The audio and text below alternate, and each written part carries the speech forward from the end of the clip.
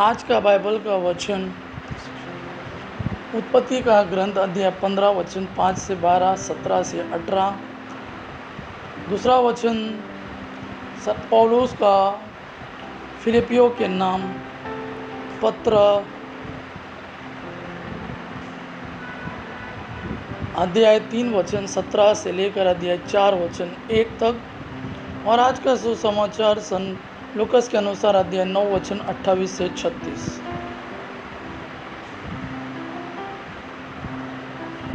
उत्पत्ति का ग्रंथ अध्याय 15 वचन 5 से 12, 17 से 18। ईश्वर ने अब्राहम को बाहर से ले जाकर कहा, आकाश की ओर दृष्टि लगाओ और संभव हो तो तारों की गिनती करो। उसने उससे यह भी कहा, तुम्हारी संतति इतनी ही बड़ी होगी। अब्राहम ने ईश्वर में विश्वास किया और इस कारण प्रभु ने उसे धार्मिक माना। प्रभु ने उससे कहा, मैं वही प्रभु हूँ जो तुम्हें इस देश का उत्तराधिकारी बनाने के लिए खलदेयों के ऊर नामक नगर से निकाल लाया था। अब्राहम ने उत्तर दिया, प्रभु मेरे ईश्वर, मैं कैसे जान पाऊंगा कि इस पर मेरा अधिकार हो जाएगा। प्रभु ने कहा, 3 वर्ष की क्लोर, 3 वर्ष की बकरी, 3 वर्ष का मेढ़ा, 1 पंडुक और 1 कपोत का बच्चा यहाँ ले आना। अब्राहम ये सब ले आया। उसने उनके 2-2 टुकड़े कर दिए और उन टुकड़ों को आमने सामने रख दिया, किंतु पक्षियों के 2-2 टुकड़े नहीं किए। गिद्ध लाशों पर उतर आए, किंतु अब्राहम ने उन्हें भगा दिया। जब सूर्य डूबने पर था तो अब्राहम गहरी नींद में सो गया और उस पर आतंक छा गया। सूर्य डूबने तथा गहरे अंधकार हो जाने पर एक धुआती हुई अंगीठी तथा एक जलती हुई मशाल दिखाई पड़ी, जो जानवरों के उन टुकड़ों के बीच से होते हुए आगे निकल गई।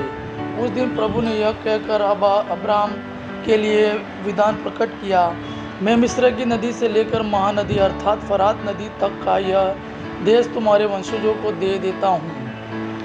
दूसरा वचन सन पौलुस का फिलिपियों के नाम पत्र अध्याय 3 वचन 17 से लेकर अध्याय 4 वचन 1। भाइयों, आप सब मिल कर मेरा अनुसरण करें। मैंने आप लोगों को एक नमूना दिया, इसके अनुसार चलने वालों पर ध्यान देते रहे, क्योंकि जैसा कि मैं आपसे बार बार कह चुका हूँ और अब रोते हुए कहता हूँ, बहुत से लोग ऐसा आचरण करते हैं कि मसीह के क्रूस के शत्रु बन जाते हैं। उनका सर्वनाश निश्चित है। वे भोजन को अपना ईश्वर बना लेते हैं और ऐसी बातों पर गर्व करते हैं जिन पर लज्जा करनी चाहिए।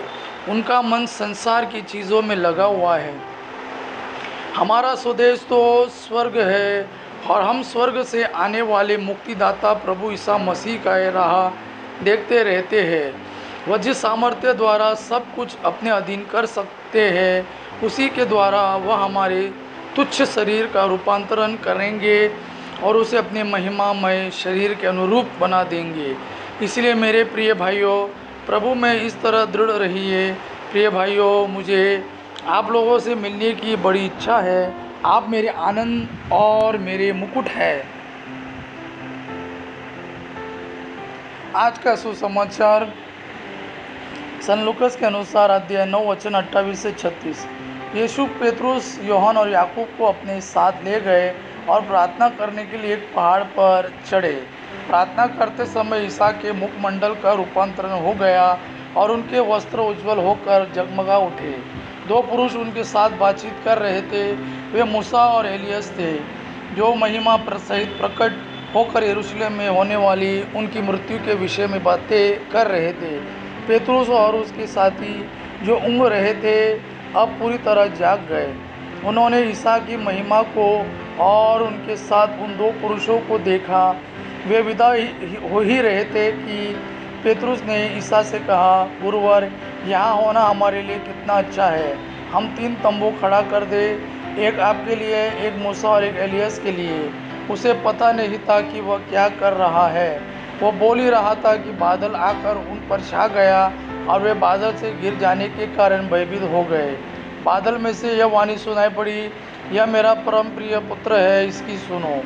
वाणी समाप्त होने पर ईसा अकेले ही रह गए। शिष्य इस संबंध में चुप रहे और उन्होंने जो देखा था उस विषय पर वे उन दिनों किसी से कुछ नहीं बोले। यह प्रभु का वाणी है। प्रभु को धन्यवाद। आबा पिता की महिमा और पुत्र यीशु का प्रेम आप पर सदा सर्वदा बना रहे। आमीन।